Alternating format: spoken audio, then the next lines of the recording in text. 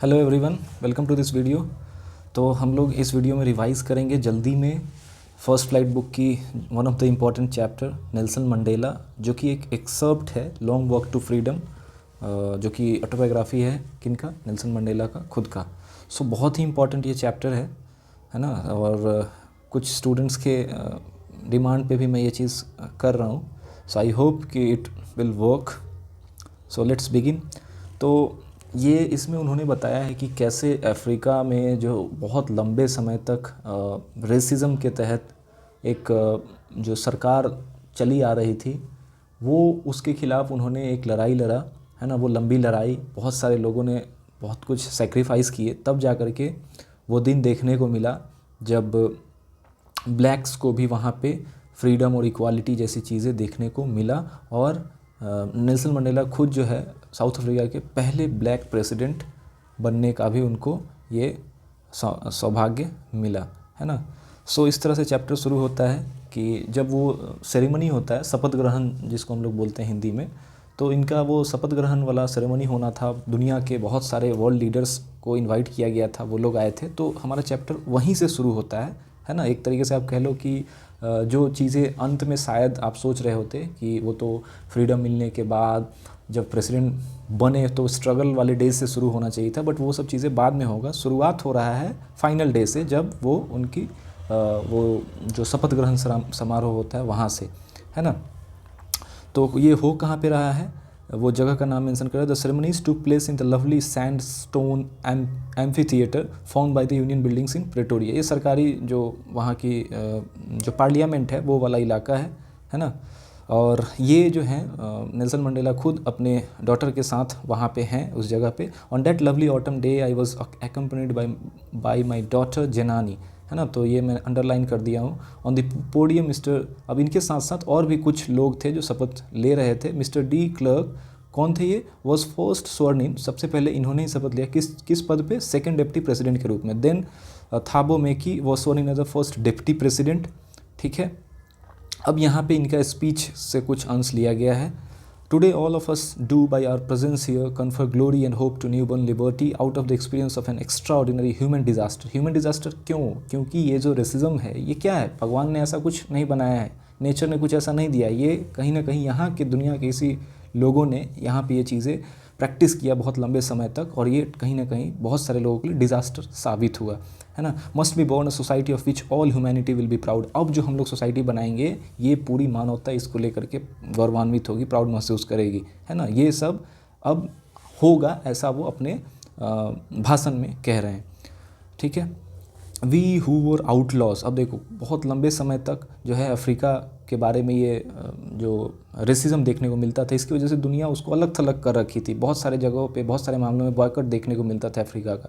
तो वही कह रहे हैं, we who were outlaws not so long ago, कुछ दिन पहले तक ही हम लोग आउटलॉज थे दुनिया के सामने, लेकिन अब वो समय आ गया है जब दुनिया के लीडर्स जो हैं इस समारोह में शामिल हो रहे हैं, और यही अपने आप में एक बहुत बड़ी जीत है। We thank all of our distinguished international guest for having come to take positions with the people of our country of what is after all common victory for justice, है ना, for peace, for human dignity. We have at last achieved our political emancipation, और हम लोग कहीं ना कहीं राजनीतिक रूप से अब स्वतंत्र हो चुके हैं। हम लोग किसी एक जंजीरों से बाहर आ चुके हैं, और लेकिन अभी भी यहीं पे हमें रुकना नहीं, अभी और भी चीज़ें होना बाकी है। वी प्लेज आवर सेल्व्स, अब हम लोग क्या करेंगे, to liberate all our people from the continuing bondage of poverty, अपने लोगों को गरीबी से बाहर निकालेंगे, वंचितों को हक दिलाएंगे, जो भी लोग सफ़र कर रहे हैं उनको हम आगे बढ़ने का मौका देंगे। जेंडर डिस्क्रिमिनेशन अगर हो रहा है तो जेंडर इक्वलिटी लाएंगे, और किसी भी प्रकार का डिस्क्रिमिनेशन है हमारे समाज में, सोसाइटी में, तो इन सब को अभी भी दूर करना रहता है, और ये सब हम लोग अब करेंगे।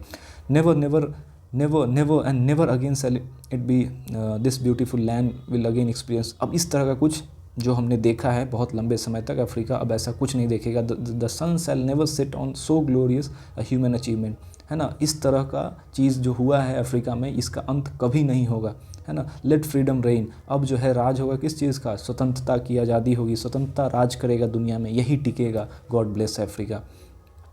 अ few moments later we all lift, अब यहाँ पे वो सिनेरियो दे रखा है परेड वाला, जैसे हम लोग देखते हैं ना रिपब्लिक डे पे, जो नज़ारा होता है कि ऊपर में हेलीकॉप्टर्स होते हैं, एयरफोर्स के जो कंटिजेंट होते हैं वो एक फॉर्म बना करके वो देखने वाला नज़ारा वो यहाँ पे भी देखने को मिल रहा है, ठीक है। देन यहाँ पे वो नेशनल एंथम के बारे में दे रखा है कि कुछ समय तक कुछ आज से पहले तक एक ऐसा नेशनल एंथम होता था यहाँ पे जो कि अपने आप में डिस्क्रिमिनेटरी था। अब एक नया एंथम आया है जो कि उसका मीनिंग अभी सबको क्लियरली पता भी नहीं है, लेकिन कुछ समय बाद ही सबको बाई हर्ट हो गया वो चीज़, है ना। अब यहाँ पे दे रखा है कि शुरुआत, अब हम लोग कहीं ना कहीं बैकग्राउंड में जा रहे हैं कि कैसे ये चीज़ें शुरू हुआ, डिस्क्रिमिनेशन, रेसिज्म। तो वो दे रखा है कि एंग्लो बोर वॉर हुआ था इनके before my own birth, Nelson Mandela के जन्म से पहले ही ये एक वॉर हुआ था।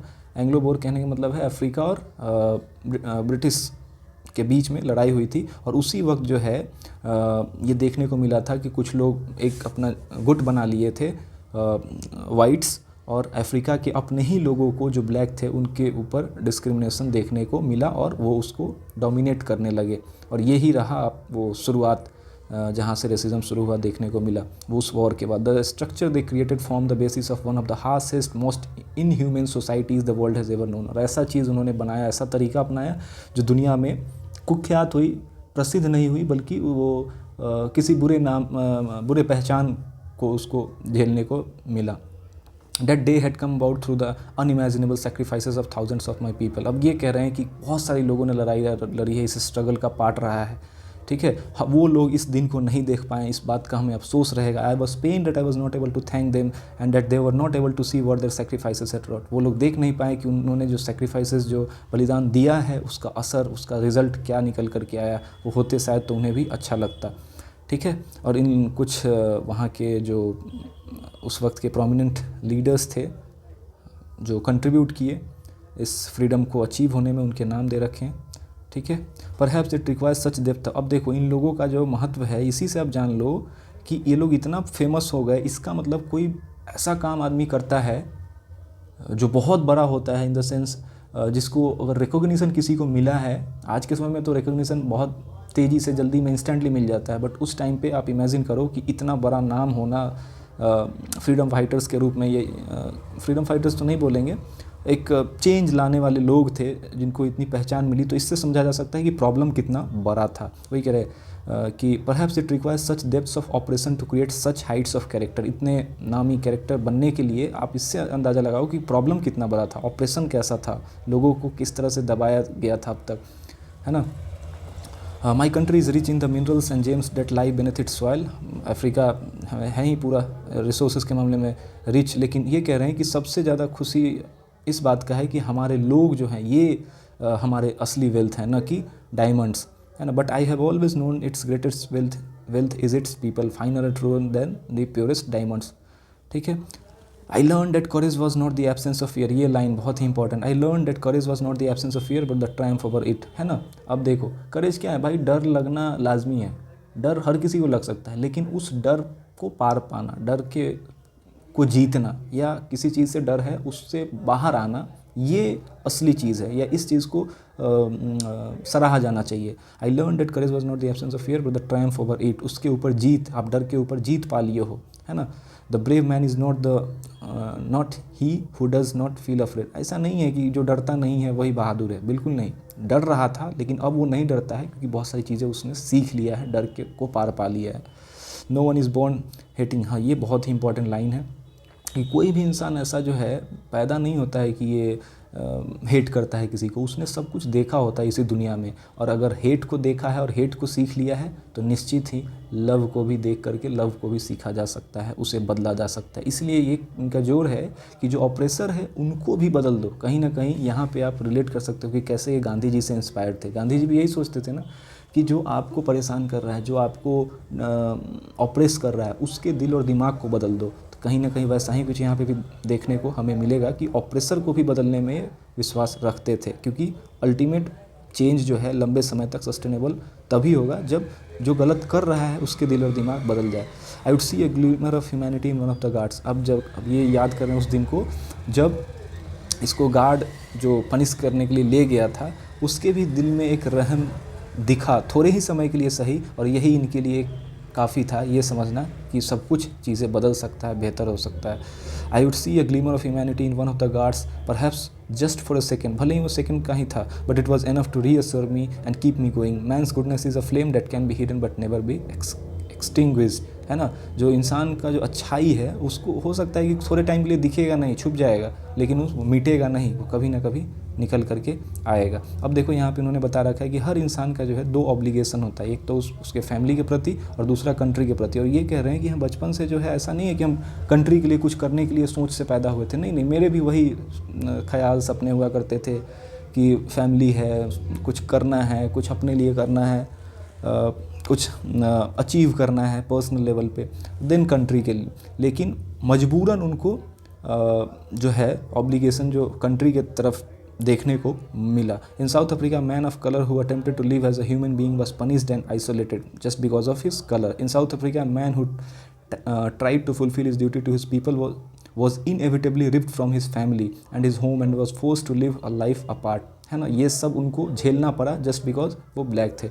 और 2 कैरेक्टर को दिखा रहे हैं कि वो सीक्रेसी यानी कि छुप के या कह लो कि डिस्क्रिमिनेशन का सामना करना पड़ रहा था, जिसकी वजह से उनके अंदर एक रिबल भी जग रहा था। I did not in the beginning choose to place my people above my family. वही कह रहे हैं कि शुरू में हम भी एक फैमिली मैन की तरह ही सोचते थे, फैमिली मैन ही थे, but in attempting to serve my people, लेकिन अपने लोगों के लिए कुछ करने के लिए कहीं ना कहीं मैं कंट्री मैन बन गया। I found that I was prevented from fulfilling my obligations as a son, a brother, a father and a husband. I was not born with a hunger to be free. ऐसा नहीं था कि मैं किसी चीज़ के से बाहर आने के लिए, सुधार करने के लिए किसी बॉन्डेज में था, मैं उससे बाहर आना है, फ्री होना है, ऐसा कुछ सोच के साथ पैदा हुआ था। आई वॉज बॉर्न फ्री, बिल्कुल फ्री पैदा हुआ था, इन द सेंस मेरे को फ्रीडम बचपन से ही था। Free in every way that I could know, free to run in the fields near my mother's hut, है ना।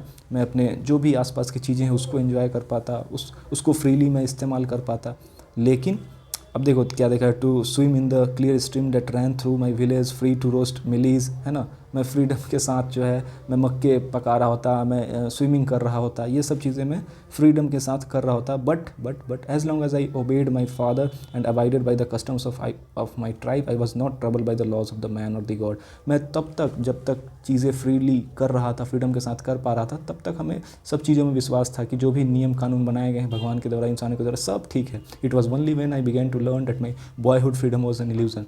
मेरे को फर्स्ट टाइम कब लगा, जब when I discovered as a young man that my freedom had already been taken from me। अब ये तो हर किसी को जब रिस्पॉन्सिबिलिटी आता है तो ये रियलाइजेशन आता है ना कि नहीं भाई, फ्रीडम कुछ नहीं है, सबको चीज़ों के दायरे के अंदर ही रखना है। तो ये तो हो गया पर्सनल लेवल पे चीज़ें, है ना, समझदारी वाली। जितनी समझदारी आती है लगता है कि हम उतने ही फ्रीडम मेरे चले गए।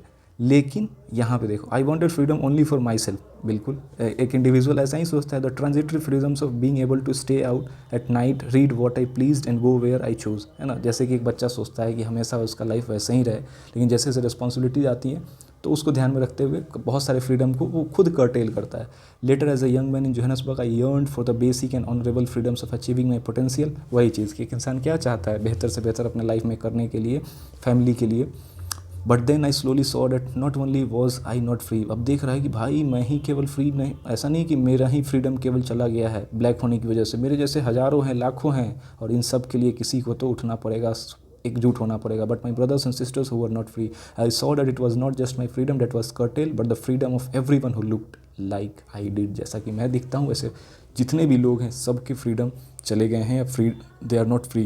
That is when I join the African National Congress. वहाँ की जो पार्टी थी उसको उन्होंने ज्वाइन करा, क्योंकि अब वो सोच रहे हैं कि ये सब बदलाव जो है, चेंज जो है कहीं ना कहीं पॉलिटिक्स के थ्रू ही होना है। Became the greater hunger for the freedom. और उनका जो हंगर था अपने लिए लाइफ में कुछ बेहतर करने का, इस बड़ा सा गोल हो गया कि नहीं, हम मेरे जैसे जितने भी लोग हैं वो सब फ्री नहीं है, और इनके लिए मेरे को ग्रेटर हंगर के लिए कुछ करना पड़ेगा। ये है ग्रेटर हंगर की ज़्यादा से ज़्यादा लोगों को मैं फ्री कर पाऊँ। It was the desire for the freedom of my people to live their lives with dignity and self respect that animated by life. अब ये इनको जो है बहुत ज़्यादा उत्साहित कर रहा है कि भाई लोगों को सम्मान मिलना चाहिए, लोगों को रिस्पेक्ट मिलना चाहिए। इससे बड़ा हंगर क्या होगा? सबसे बड़ा हंगर ये है ना, इस चीज़ की भूख कि इन सब लोगों को भी फ्रीडम मिलना चाहिए। That transformed a frightened young man into a bold man. जब तक मैं डरा सहमा था, अब मैं बोल्ड बन गया था, क्योंकि मेरे को बड़े कॉज के लिए कुछ करना था। That drove a law abiding attorney, है ना, जो नियम कानून मानने वाला था वो एक क्रिमिनल की तरह बन गया था। Turned a family loving husband into a man without home, है ना। तो अब आपको स्ट्रगल करना है, बहुत सारी चीज़ें अचीव करनी है, यू विल हैव टू मतलब ऐसा लाइफ जीना पड़ेगा जिसका कोई ठिकाना नहीं है, कभी बाहर कभी कभी कहीं, कभी मतलब मॉन्क की तरह घूमना पड़ेगा, लोगों को इकट्ठे करने पड़ेंगे, लोगों को जोड़ने पड़ेंगे। I am no more virtuous or self sacrificing than the next man. मैं बिल्कुल ऐसा नहीं कि मेरे अंदर कुछ एक अलग दिव्य शक्ति है, कुछ मैं अलग इंसान हूँ, बिल्कुल आम आदमी हूँ मैं भी। But I found that I could not even enjoy the poor and limited freedoms I was allowed when I knew my people were not free, है ना। वो कह रहे हैं कि अगर मेरे जैसे एक लोग भी फ्री नहीं है, मतलब अगर मैं एक फ्री नहीं हूँ, मतलब मेरे जैसे जितने लोग हैं वो सब फ्री नहीं है, और वो सब फ्री नहीं है इसका मतलब मैं भी फ्री नहीं हूँ। I knew the oppressor must be liberated just as surely as the oppressed. A man who takes away another man's freedom is a prisoner of hatred, है ना। अगर किसी दूसरे का आप फ्रीडम कर्टेल करते हो, किसी का स्वतंत्रता आप जो है आज़ादी आप छीन लेते हो, तो वो कहीं ना कहीं वो किसी न किसी वही हेट्रेड यहाँ आ रहा है। इसलिए भी जो हम लोग देखे थे फायर एंड आइस, जो पोएट्री था उसमें हैट्रेड, हेट क्या था, आइस रूपी था ना। तो देखो दुनिया में अभी भी ये जो डिस्क्रिमिनेशन जो देखने को मिलता है वो क्या है, वो आइस रूपी हेट और हेट्रेड है। ये भी दुनिया को मिटाने के लिए कम नहीं है। A man who takes away another man's freedom is a prisoner of hatred. और कुछ नहीं है, उन्होंने ऐसा देख लिया है, सीख लिया है, और उसका नफरत इन लोगों के प्रति दिख रहा है। He locked behind the bars of he is locked behind the bars of the prejudice and narrow mindedness. उन्होंने उसी चीज़ को धारणा मान लिया है, बना लिया है, जो कि गलत है, कि भाई ये लोग ऐसे होते हैं, हमने सुना है तो ऐसे होंगे, और उनके बारे में बुरा धारणा बना लिया। प्रेजुडिस होने का क्या मतलब, strong dislike without any good reason. आपको बस सुनी सुनाई बातों को मान लिया और वैसा मान करके उसके प्रति बुरा भावना मन में डाल लिया। Truly I am not truly free if I am taking away someone else freedom, है ना। किसी की दूसरे के फ्रीडम को, आज़ादी को छीन लेते हैं तो हम कैसे अपने आप को फ्री मान सकते हैं, बिल्कुल नहीं। Just as surely as I am not free when my freedom is taken away from me. the oppressed and the oppressor alike are robbed of their humanity। दोनों ही लोगों को चेंज लाने की ज़रूरत है अब इंडिविजुअल लेवल पे। जो अप्रेस्ड हुआ है उसको कोशिश करना है कि चीज़ें बदले, और जो अप्रेसर है उसको भी बदलने की कोशिश करना है, क्योंकि अगर ये कुछ बेहतर कर लेता है, जो अप्रेस्ड है सुधार कर पाता है या बदलाव ला पाता है, लेकिन जो अप्रेसर है उसका सोच और दिल और दिमाग नहीं बदलता है, तो फिर वो कहीं ना कहीं ह्यूमैनिटी के लिए फिर से वो खतरा बना ही रहेगा। ठीक है, तो कुछ चीज़ें फैक्ट जो होगा वो आप एक बार टेक्स्ट बुक को सामने से ले आ करके देख लेना, पढ़ लेना। बाकी हमने जल्दी में इस चीज़ को कवर करा है। आई होप थोड़ा सा आइडिया लगा होगा। Thank you.